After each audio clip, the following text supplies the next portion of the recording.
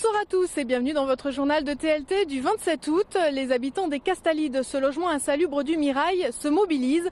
Ils ont occupé ce matin la mairie annexe de Bellefontaine. En politique, Christine de Vérac ne s'accorde aucun répit après un été passé sur le terrain. Enfin, une exposition à découvrir qui mêle tous les moyens d'expression artistique. Les confettis meurent aussi. C'est en milieu de matinée qu'une trentaine de résidents des Castalides en attente de relogement ont investi la mairie annexe de Bellefontaine.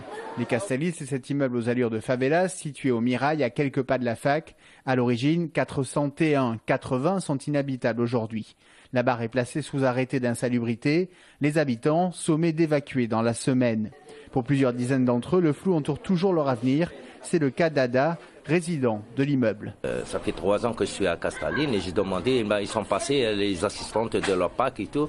Il m'a proposé un appartement, un T2, un studio. Un studio, il faut payer 425 par mois. Moi, j'ai pas de ressources. On va aller où avec ses enfants et la femme et tout, on va dormir dans la rue ou quoi? Unis dans la précarité, ces résidents n'ont pourtant pas tous les mêmes droits selon leur nationalité ou leur statut locatif. Une vingtaine d'entre eux sont victimes de marchands de sommeil, louant au black. Pas de bail, cela rend le relogement plus compliqué encore. Ossine Moussaoui du Parti de la République du Cœur s'est mué en leur porte-parole. Les gens ils payent avec l'argent à ces propriétaires et les propriétaires en noir ils mettaient l'argent et aujourd'hui ils se retrouvent dans une situation critique, sans bail. Alors c'est la faute de qui? C'est la faute des propriétaires. Et l'administration, pourquoi elle ne s'est pas engagée pour faire une enquête? Faute d'élus, les résidents menaçant d'entamer une grève de la faim, c'est le directeur du développement social de la ville qui est venu calmer les esprits peu avant midi. Aujourd'hui, tout le monde a eu une proposition. Sur cela, il y en a 81 qui ont été relogés, qui sont partis des Castalides. Il en reste sur 110 qu'il y avait au départ, il doit en rester donc une trentaine. Oui. Sur ces 31, 29 même je pense. Sur ces 29-là, il y en a qui sont injoignables, donc ceux-là, je ne sais pas où ils sont.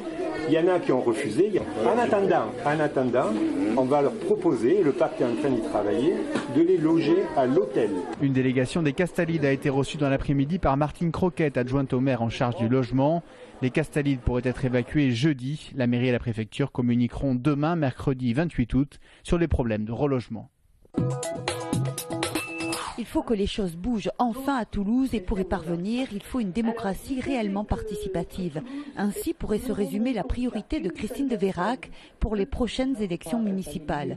La candidate UDI propose la création de 6 arrondissements pour Toulouse. On ne pourra pas le faire au prochain mandat, mais si dans un temps futur, on a des maires d'arrondissement qui connaissent bien leur quartier, qui connaissent les sujets, qui connaissent les habitants, je vous garantis que la démocratie participative, qui aujourd'hui est plus une démocratie consultative que participative, elle fera des progrès. Dans quelques semaines, Christine de Vérac présentera d'autres propositions en matière de sécurité, de transport ou encore de développement des techniques d'information et de communication. Pour que Toulouse ait la place qu'elle mérite, la députée européenne pense qu'il faut être plus ambitieux, développer le stadium, bâtir sur une partie du site de la prison Saint-Michel une cité de l'artisanat, de l'art et de la création. Voilà quelques-unes des idées qu'elle défend en se démarquant de toute étiquette politique à quelques jours des négociations entre l'UMP et l'UDI pour savoir quels candidats ils soutiendront. Nous en parlerons quand ça se passera. Vous avez vu qu'on l'avait annoncé, on a dit que j'aurais pas l'investiture, puis on a annoncé pour juin, puis pour septembre, puis pour octobre. Moi j'ai eu la confiance de Jean-Louis Borloo, mais j'allais vous dire que de toute façon, je continuerai quoi qu'il arrive tant que j'aurai le soutien des Toulousains. Tout en étant sur le terrain cet été, Christine de Vérac a achevé un autre projet, un livre intitulé « Itinéraire d'une passion rebelle », présenté comme un témoignage sur sa vie personnelle, son parcours politique et sa vision de la ville, parution prévue mi-septembre. Don du sang, place du Capitole la semaine dernière, une opération estivale où nombre de touristes sont venus comme Nasser, originaire du Pas-de-Calais, ou encore Laurine, venue d'Irlande. C'est mon première fois, je m'inquiète un peu, mais je suis avec mon ami. Je sais que s'il y a un accident, on doit avoir beaucoup de sang pour les personnes. Oui, je dois faire. Souvent, on a des problématiques par rapport à notre travail, donc c'est un peu plus difficile. Et là, l'occasion s'y prêtait bien puisque je suis en vacances, donc effectivement, on n'a rien à faire. Donc pourquoi pas allier l'agréable, l'utile à l'agréable et donner son sang à Toulouse. Olivier, lui, est toulousain. Il fait partie de ces donneurs passés là par hasard et profitant de l'occasion pour donner leur sang. J'estime que c'est gratuit, ça pose pas de problème, ça fait pas mal, il n'y a pas de souci, donc pourquoi pas en faire profiter les personnes qui en ont besoin. Les stocks sont assez restreints, donc effectivement il faut donner un petit coup de collier pour qu'on puisse passer l'été tous tranquillement, quoi. Les malades et les accidentés de la route et autres. Cette collecte, fin août, est primordiale pour l'établissement français du sang. On a besoin grosso modo de 400 à 500 poches par jour pour le département de la Haute-Garonne. En moyenne, nous atteignons ces objectifs-là, sauf pendant des périodes creuses, comme par exemple du 14 juillet à fin août, où nos donneurs sont absents. Une nouvelle collecte de sang est organisée jeudi prochain à Montrabé, salle Petite Gare. Retraités, familles en goguette, jeunes couples étrangers, les touristes qui prennent leur congé fin août ont tous une bonne raison de les prendre à cette période-là. En vacances, on décompresse plus facilement et en vacances, on n'a pas le temps de dire ouf. Ça y est, on reprend. Pour les enfants, c'est reparti et puis pour nous aussi, on va dire. La plupart du temps, il n'y a pas beaucoup de touristes. On n'a pratiquement pas vu d'Espagnols. C'est tranquille. Je suis enseignante, j'ai des vacances en juillet et août. Je pense qu'entre la mi-juillet et la mi-août, c'est beaucoup plus touristique.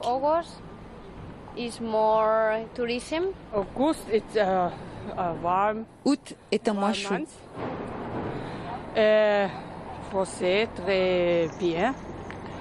Nous allons à pied, de Massac.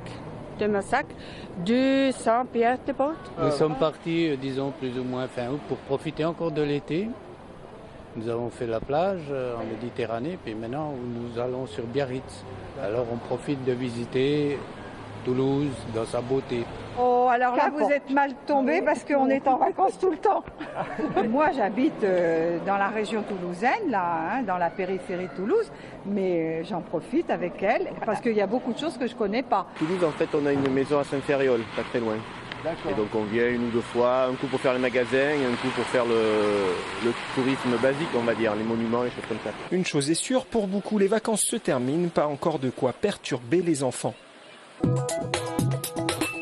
Des confettis, des petites maisons, des arcs-en-ciel en volume ou dessinés sont mis en scène à l'espace Écureuil par l'artiste nantais Dominique Lacoudre qui s'interroge et nous interpelle sur notre position dans le monde.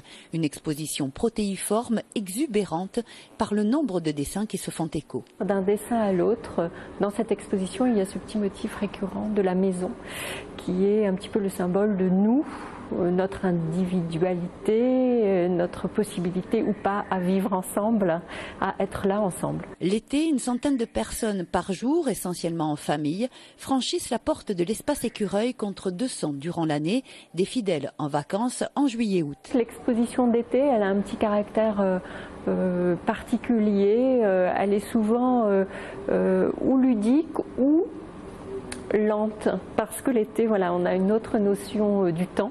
Le temps qu'on se laisse avoir les choses. Les confettis s'envoleront de Toulouse le 31 août. À noter lors de ce dernier jour d'exposition, un atelier lithographie autour du travail de Dominique Lacoudre en présence de l'artiste.